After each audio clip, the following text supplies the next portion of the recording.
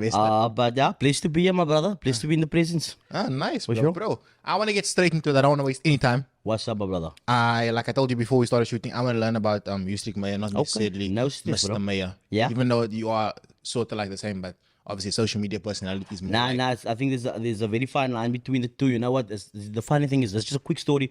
I got friends over the weekend. Some people I haven't met before. They were like, "Are you so chilled in real life?" I don't know. What did you expect? It's like because they watch so many videos, they just expect to see like, "Yes, Cape Town, Kagi, better." Kagi is up. No, I was like, bro, I'm chilling today, bro. I'm with the family. I'm with my lighties. I'm alright, bro. You know what I mean? You have like this? I have two sons, mate. You how old are they? 3 and 2. Yeah, Going to be this year now. Operating a back to back. We out here, mate. You must, bro. It's working if that's what you want to know. Okay. Yeah. Since you do have children, I want to take it back to the beginning when you were a child, bro. Yeah. How was life like growing up? Where did you grow up? Like, what part of Cape Town are you from? Yo, so now my life, I have a bit of a different story. My life was a little bit wild, bro. So, I actually grew up in 20 different neighborhoods, if that makes any sense for you. 20 different neighborhoods. So, me as my mom and pops, they lived together. They decided to have a divorce when I was about 10 years old. During that time, my mother moved to Woodstock. I was staying in Athlone at the time. Me and my pops, I wasn't down to live in Woodstock at the time. Yeah. So me and my pops were living like nomads, bro. We were out. I was in Mitchell's Plain. I was in Crawford. I was in Belgravia. I was in Walmer Estate. I was in Woodstock. I was in Vredehoek. I was out in Athlone. I was in Q Town. So I got to live, and then all around the Athlone area in the 7764. So I lived in like a paar different places. If that, I mean, I went from the burbs to the ghettos, back to the burbs, to like I lived in every type of neighborhood that you can think of. I've lived in. Have you ever stayed in the north? No, never the north though. Why not? Nah, I mean, you know, we are South boys. It's just you just know it's something different. You know the north and south are just two different places. You guys know. I think the north is clear of the south. The north is safer, it's vibes, but obviously you have the best food places. And you have all the excitement and all the shooting and all that stuff. Nah, you see, but for us, just I always had cousins from the north as well, and musical pop there. For me personally, and I mean no disrespect, nah, I just felt like the people in the north at the time, and I'm talking about like 15 years back. Yeah. Were I don't know. For me, just felt a little bit delayed on everything that was happening in the city at the time. Like the news got there a little bit late, like you guys were in a different country. Yeah. Even though you were down the road. So when it even came to fashion, I came to the north and I was like, what?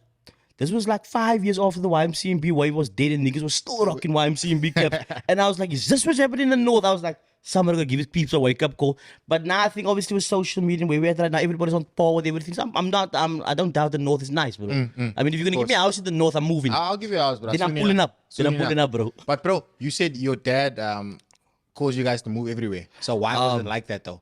No, it didn't. Not so much cause, man. Because the thing is, we were deciding like, are we gonna buy a house? Where we gonna settle down? And he was still deciding like, are we gonna do this or that? And so we decided to obviously rent in different places. And I mean, the mission was just to be wherever we were comfortable, closer to school or closer to whatever we were gonna wanted to do. The thing is, we never really wanted to say goodbye to our friends. Like obviously moving to different places. Remember, I'm talking about myself and Razan. So we were both on these missions together, but the cool thing is, in retrospect, we made a lot of brassa. On the way. Like before social media, before any of this stuff even existed, we had already known a lot of people and and it was cool because you went from having like let's say upper class friends and like, okay, cool, they go to private schools and like super sport, and then you in the ghettos with like me and so it's like barely eating at night, and then you with middle class people where everyone's like, oh wait, let's go play soccer and let's just lamb. But doesn't like I got to experience every different type of individual that there is in the city, and for me in retrospect it was quiet, bro. You know what I mean? Obviously at the time I was like, yo, this is like the worst thing ever. I must make new friends, I must change schools. But now like I mean where I'm at right now, I can now adapt to, depending on who I'm with, I can adapt to their vibes, if that makes any sense. Obviously now getting to know so many different people, knowledgeable on what struggles they go through, or what they deal with. Like, have you ever had like some very close like Congolese friends? Because I'm Congolese. Do we have like, you think it's were they Congolese? I wouldn't know if they were Congolese. I didn't actually ask the question. Yeah, didn't ask the I was just like, I went and asked my foreign bro, man. How many siblings are you guys? Only two? Three. We three. So we have, I'm the middle, so it's me, and then we have Razan, which is my younger sister. Then we have Nariman, who's our elder sister. She's 37. She's very low key though. She's very chill. She's not about the social media life. 80s babies, bro, man. I did everything in the dark, bro. You know, 80s, like I'm talking about, there's like proper 80s babies. So whatever we maybe did on social media, she probably did it already back in the early 90s and it was never documented. It wasn't documented. You know what I mean? Yeah. So school days, bro. What school do you go to? Primary school, first I went to Athlone Pre-Primary, then I went to Sunnyside Primary in Athlone. So, I mean, that's around Crawford area. So I went to Sunnyside Primary. And then the other parts of it, obviously I told you I moved around. So I was at Mitchell's Plain Primary for about like a year. And then I was at Mountain Road Primary in Woodstock up the road. So I went to 3 primary schools, basically. And high school? High school, just one. I just went to Belgravia High. So obviously you're Athlone boy. Bally's boy. Nice. Straight out the 7764. Nice. Yeah. Nice. But on school, did you ever see yourself like becoming Mr. Mayer? Or were you just like a chilled guy on school and you I mean, like I was school? Now I was like, okay, I don't know. Do we swear on this podcast? You can do what you like, yo. You're free. Okay. Nah, I was a Mal night school basically. So I was always like, the group of people that's always gonna get thrown out the class. Yeah. Because they're talking at the back and making jokes. The thing is, we were never stupid. We were never dumb. We knew our work, whatever. But the thing is, if you had your brass at school, bro, it's a party. You're taking out the bread. I actually like that video, the bread one. Yeah, that was great. Fire. That was fucking fire. But anyway, because that even reminded me of my school days, because we were the brass alumni at the back of the class, eating, talking, cack, and just like we're having a good time. So, the teachers wouldn't stop like, Mr. Meyer, you've been talkative again. You're like, on all my fucking reports, good at his work, but very talkative, always very talkative. Some days want to act like the fucking class clown. I'm like, fuck, I'm going to give the class a show today. Yeah. I'm like, no, but why mustn't be like, whatever cack we're going to talk. But I mean, at the time, so all my teachers obviously thought like most people that become, I'm not talking about myself, just in general, if you look at like all hip-hop artists that become superstars. Yeah. Like the teachers always think they're gonna be focal. Like you're not gonna be worth anything because you're like this naughty person. You're never in class. And at the time, I was like, you know what? I'm just following my own path. This is who I am, and like you can't box me to be that. I'm not gonna say quote unquote nerd. Or that's just gonna be focused. And I really wanted to be that guy. Yeah. But I couldn't because life just didn't play out for me like that. I was always gonna be outgoing. I was always gonna speak. So did I know it was gonna happen? No, I didn't. But thank God it did. Yeah. So finishing school, you done 12 years, of course. You finished school? Finished school, yeah. Matric, I finished in 2009. Yo, you old. I finished 2018. Yeah. That's crazy. Yeah, bro. So when you finished, did you think, okay, I'm gonna go to college, or did you just were you popular on school, like on social media? Like, I mean, social media wasn't a thing at the time. So I mean, if you're asking me, everybody at school knew the fuck who I was. Yeah. Obviously growing up again in the Cape Flats in Athlone in our early days, because we were fun, we were cool, but I mean, there was lots of things happening. There was street gangs, there was house parties, and the thing is, if you were throwing house parties back in the day, yeah, you were definitely known, bro. So I used to throw like hella parties, bro. I mean, lots of people used to come to my house, or whichever house I was in next, we threw a party. And so like everyone in the neighborhood, everyone at my school was always invited to events, parties that we kind of had. And I'm talking about normal old school house parties, like in more the music. Everyone's just lamming in the yard, in the kitchen. What? You must know what I mean. So they're rolling up there, having a few drinks. Everyone's partying. Someone's in the car, obviously pumping. Yeah. So, I mean, but I think, popularity at school was, I think that wasn't because we literally knew everyone. And also from the area that we were from, I think it was very easy to become known, if it makes any sense. Now I get you. So what I'm trying to find out is like that transition from high school to real life. Like, where did social media come in? Like, your first year out of school, what is your plan? Okay, now funny story is actually, if I rewind back the time, I actually want to drop out in grade 10. I was like, you know what? I don't smack to be at school anymore. I told my daddy, like, nah. And my father's a school teacher, by the way. I'm telling Pops, Daddy, I don't want to go to school anymore, man. I'm duck like last I'm gonna go to college, man, and find a trade, and I'm gonna like go maybe what I'm gonna go do some electrical, or I'm gonna go do something, because this friend of mine convinced me, because at the time he had already dropped out. It was one of my best friends at school, and he left school. And I see he's at Cape Town College, and he's studying like electrical and stuff. So this man is busy fixing fridges on weekend, huh? Yeah. But we still at school. But this man got crew. This man is slotting him tattoos, and he bought him a skirt, and this is the time I'm like, my bro, that sounds like a plan, yeah. Because the thing is, I'm thinking I'm gonna finish my trick here. By that time you got 2 joints already, and he's like trying to convince me, my bro, drop out, man. Drop out and come join me here. But my bro, we can make money together. We can open a business together. Yeah. And not me obviously thinking about it. I'm like, yeah, that actually sounds like a chance. They're smart to make some more money. Let's do it. Lo and behold, my tiny pulls up. She's like, you don't keep you just. You are not dropping out. That's cool. He said because life obviously will teach you that even today you'll understand how much you need matric for even the basic stuff. Matric is basically just like the key to get into a room of 1,000,000 doors. But the thing is, you don't have the keys for those doors. But in order just to get to that room, you need to have that matric. So obviously, I was like, okay. They said no, you can't. I'm like, okay, fine, man. I'm gonna finish. But I mean, in retrospect, I think it was a great thing that I had to stay at school because, I mean, I guess this wasn't gonna happen. But you asked me about social media is when I got to university. Yeah. My first. You went to uni? Yeah. What did you study? I studied journalism, mate. I'm a study journalist, mate. What do you study? A degree or diploma? I did the diploma, and then we had a special year to do the degree. I did about half of it. Then I was like, nah, because then I started getting into the work. Yeah. Obviously. So I mean, studying journalism and radio broadcasting, which was pretty cool at the time. It was either going to be that or tourism. I got into it and it was cool because my mom's like, you like writing, you like reading, you like writing, you like speaking, and this will probably be the great avenue for you. Yeah. So the idea was I was going to be a news anchor. Hi for ETV News. My name is YUZRIQ MEYER. Was the idea. And then I got into it. Then obviously I found out, okay, there's radio, there's television, there's photography, creative writing, feature writing. I was like, nah, this was so exciting at the time. And then actually in my second year, social media was introduced to unis at the time, and we had to be on Facebook and we had to make a Twitter account because of what we were studying. So we got into that very early when it just dropped. Yeah. Because it was just the way when it just started. So they forced you guys. You were sort of like forced to be into it because of school. Yeah, that was like what 2010, 2011. Sure, World Cup time. Yeah, bro.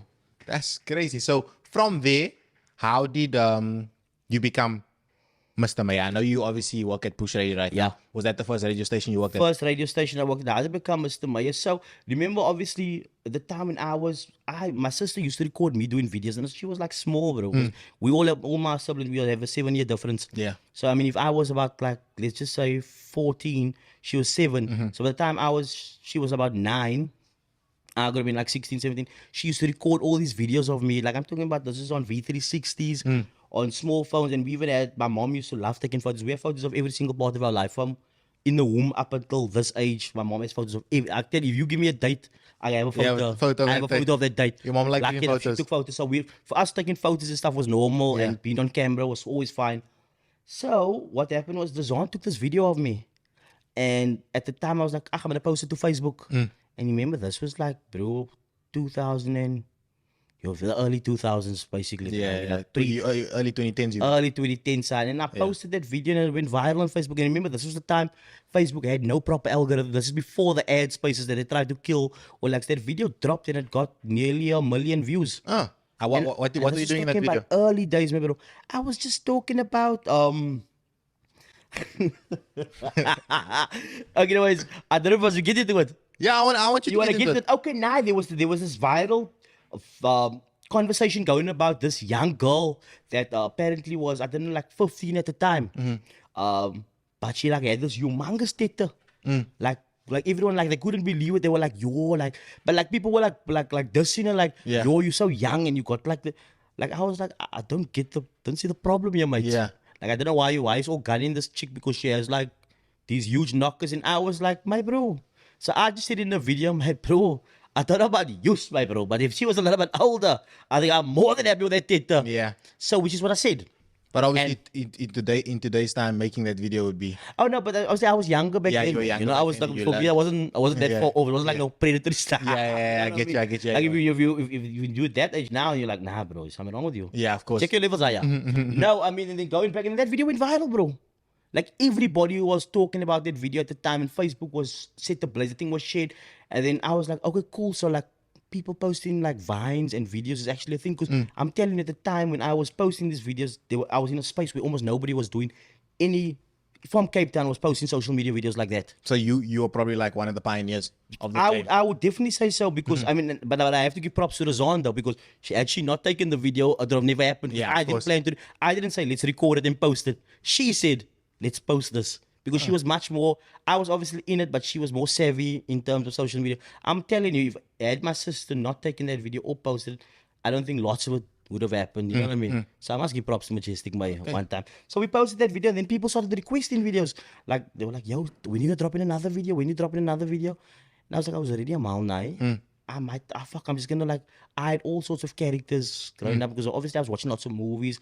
I mean, we were watching Dragon Ball Z, Yu-Gi-Oh, all the kind of cack you were watching on TV. Yeah.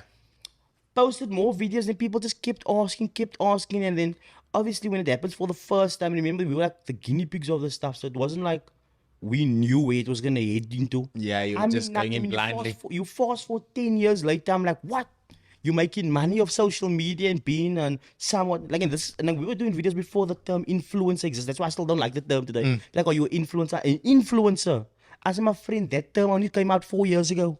We've been doing this thing long before that, and we never ever did it for the hype or the clout or for people kind of trying to put their face out there. We were just being mal nice and we liked it and we posted. Yeah. And it went viral, bro. Like, and then so getting into the radio station happened only after I'd already established myself in the social media world. So I want to stay on the social media thing. Yeah. From then making that video, Yeah.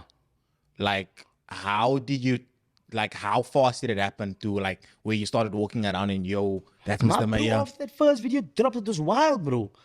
I'm telling you, because that first video had done numbers. I'm telling you, that's not the way Facebook and Instagram was set up. I mean, Instagram wasn't even out at the time. So when that video dropped, it was wild. It was like, I Mr. Meyer, because I used to do a thing where I used to say my name at the end of the videos afterwards. My name is Mr. And people loved it. And my first initial content was obviously super controversial afterwards, because then I was young. And people say, hi Mr. Meyer, what's so scoffers? But I was young at the time. I was young. I was still out partying. I was living my best life, just finishing uni. And I remember I used to say outlandish stuff on the videos, and because of that shock value of the videos, it used to go viral. Because now it's common for someone to swear on a video. Yeah. It's super. When I did that, no one else was swearing on. I mean, Cape Town was swearing on videos for social media. I mean, there was obviously rappers and artists and people that came many years before, which I know. But I'm telling you, as a social media person, just posting something and saying, you know what, I think this means all nice. At that time, it was like, oh. How did he say that? Yeah. And people are sharing that stuff, and then that kind of, even like, funny enough, that actually excelled the rate of my somewhat of stardom or people knowing who I am because of that shock value. Yeah. So do you believe that it's easier to go viral now, or it was easier back then? Then it was probably easier. I think it was easier because everything that we see now is obviously a remake of things that have obviously already existed. And, I mean, maybe because even what I was doing was obviously also a remake of maybe something that was happening in the States before, because the thing is, they were obviously much more social media savvy than us.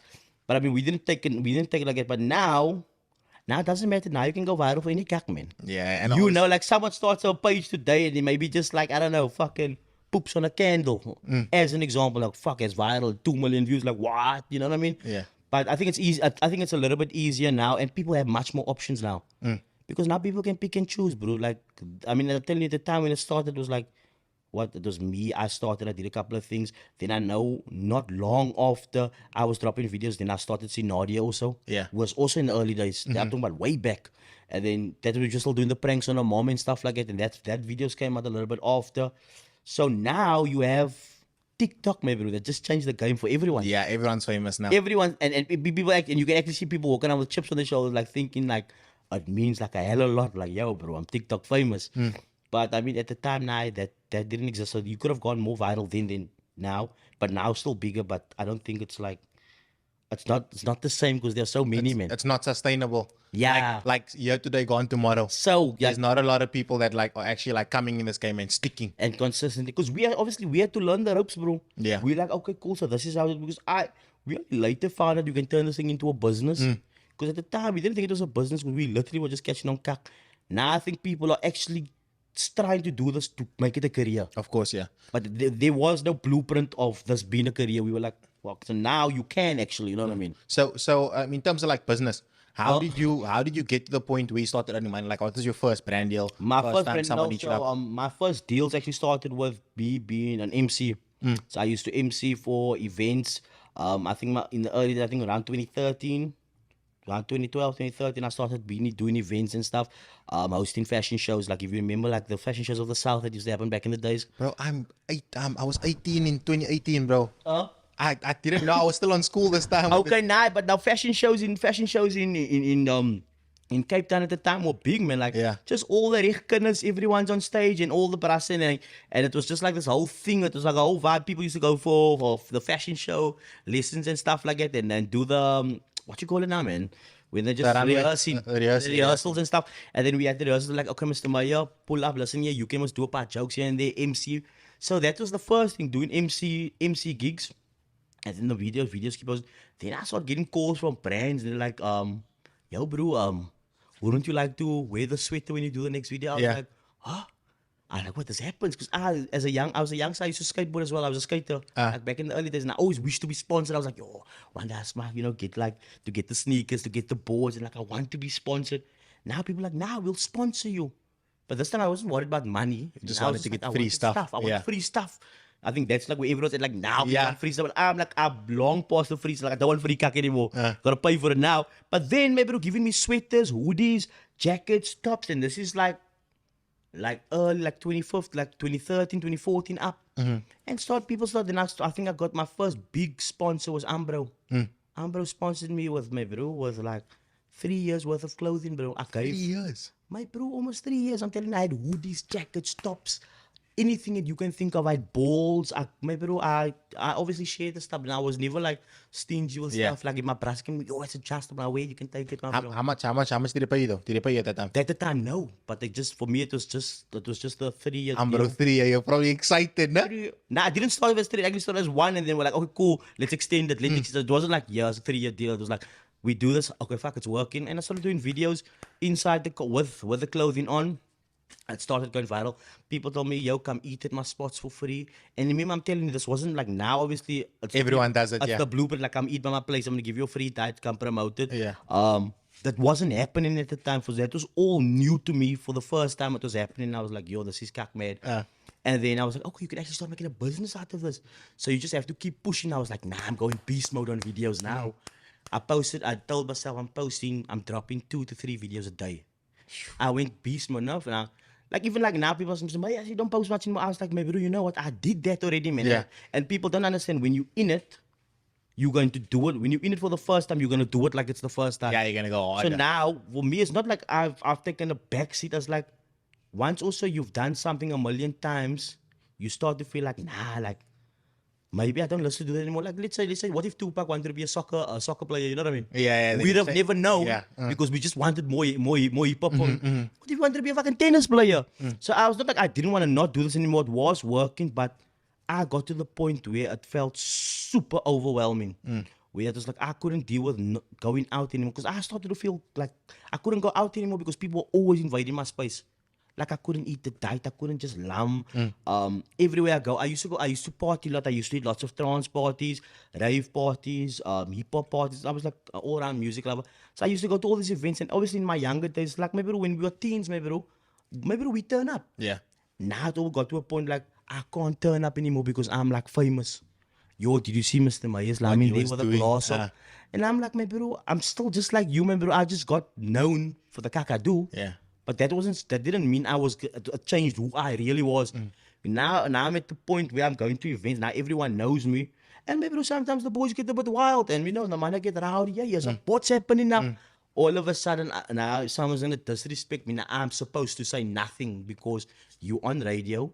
You're famous now. And everyone knows who you are. So now you have to conduct yourself in a certain way.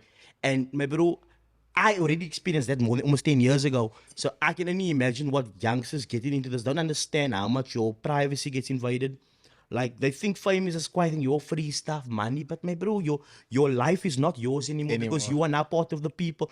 You know, if you're going to go out somewhere now, my bro, you sitting eating with your mochi, someone's going to come up to you. Of course. And in the beginning, it's the most amazing thing in the world. Yeah, you lose your mind. You're like, my bro, that's man, know me. I man got friends out here. But I got tired of that. I even stopped posting on social media for like almost a year, just because I was just like I know lots of people, like I think some people on social media, somebody decide to get depressed or because it gets heavy or they can't deal with like hate messages and like, because obviously some people love you, some people don't. But I was like, I never gave a fuck. Like, whether you liked me or not, I was still me. But I just, for myself, I needed some of my own sanity back, and I was like, you know what, nah, man. this means it's hectic out here. There was a time, everyone was starting getting outrageous on Facebook. Like anything you said was like I think the city as a whole just became soft. Like you started saying something normal, you're like, yeah, but I eat peanut butter. Like, oh my gosh, I can't believe you ate peanut butter. You know what? You're a peanut butter hater. There's a smear campaign. He hates peanut butter. Like that, all that kind of cuck just got to me. And I was like, you know, fuck all of this. Then what I did was I started still doing videos here and there. But now, where I'm at right now is I only do videos for the brands I'm working with. So as long as I got my bag, I'm not here to entertain the masses like I used to. Because I did that already. You know what I mean? And I can't redo it again. Don't worry, you'll get there, my brother. You're 21. When we're gonna have this conversation in 10 years' time, you're gonna tell me you weren't talking cack though. Yeah, I do understand. I believe that you can't be not who you are, but you can't be that part of you again. You know what I mean? Forever, at least. Yes. Like there's a time for everything, and you need to evolve. Yeah, that's the thing. So you when you start evolving, then going back to be it's not gonna work. Like let's just say now, I'm gonna use you as an example. Maybe you're in your prime right now and you're boosting and you clapping it. I'm telling you, whether you like it or not, there's gonna be a point in your life you're gonna be like, fuck this, bro. Yeah. Like I like not like you're gonna be making money, you're gonna make money here, you're gonna make money there, you're gonna make big money, you're gonna make small money, but you're gonna make money. But at some point it's gonna start fucking sucking from your soul, bro. And I've been there, bro. I'm telling you, 3 videos a day, bro. Yeah, I was on mighty beast mode, bro. And it's photo shoots daily, weekly. I'm with this brand, then I'm with that brand, and I got more sponsors. And I'm doing fucking like 15 shoots a day with different people. I'm in this Adidas clothing, and I'm back into this Umbro clothing. Then we're doing this, and then I'm just making video for me, because you know, you do brand videos. Then you must do your own. Then you still do your own cack, where you just want to talk cack to the people. Of course, yeah. Then after I was just like, fuck, man, take a chill pill, bro. For me also, like, I do think like in 2020, when I wasn't as known, I feel like I was going harder. Yeah. Like on TikTok, I was posting. You were posting. Yeah, because remember, you still want to get to a level. Yeah, you want to get to a level. To get to that level, you have to push. You have to push, yeah. But now sort of like becoming established, I think you sort of need to pace yourself, man. Yeah. Like you can't give them everything. Yeah, don't burn yourself out. You can't burn yourself out, because now, back then I was just doing videos for myself. Yeah. Now, like you said, I must do for brands. I must do videos for YouTube. I must do videos for Instagram. And there's so many different platforms now that you need to stay. Everything. Yeah. Yeah. And I mean, relevancy of things now like dies out in a day. Like whatever was relevant yesterday might not be relevant today. And that's how fast news moves. Because like you could be the hottest thing right now. And then tomorrow there's just some random bro just pops out of nowhere. And he does something better than you, or not even better, just different. And like, oh, we fuck with that more. And then all of a sudden that he's trending now for a while. But again, not a lot of people have longevity in the game. And I've noticed that it's because they also all burn out because they do it for the wrong reasons. Like that's how I feel. Obviously some people's gonna differ, but I mean I feel like if you come into being a social media creator and your idea is I just want to be famous, lo and behold, you're not gonna be around for long. Because fame is one thing, consistency is what's gonna keep you in the game. And you know, and adaptability to where to your environment, where you are, how things have changed. And like, okay, cool, this is what's trending now. This was hot right now. Because I had to be on that all the time. Like, what's the latest news? Okay, cool. This Cyril Ramaphosa just did this. Write a video on that. Like I'm telling you, within seconds that something happens, you need to be on it, and then that's how you're gonna keep going viral. Of and course, I think that recipe worked for me. I mean, this is for all of you content creators out there. Make content on stuff that's current affairs that's happening, and that's what will keep your relevancy. And because I did that already. And now it's like, I just, like, sometimes I see stuff happening and I look at it, I'm like, I could say something. I could make a public service on something that happened right now. I'm like, you know what, it's fine, man. Maybe today I'm not in the mood. So let it go. Whoever wants to squeeze the life out of it, eat the juice of it, mate. Crazy. So you said, like,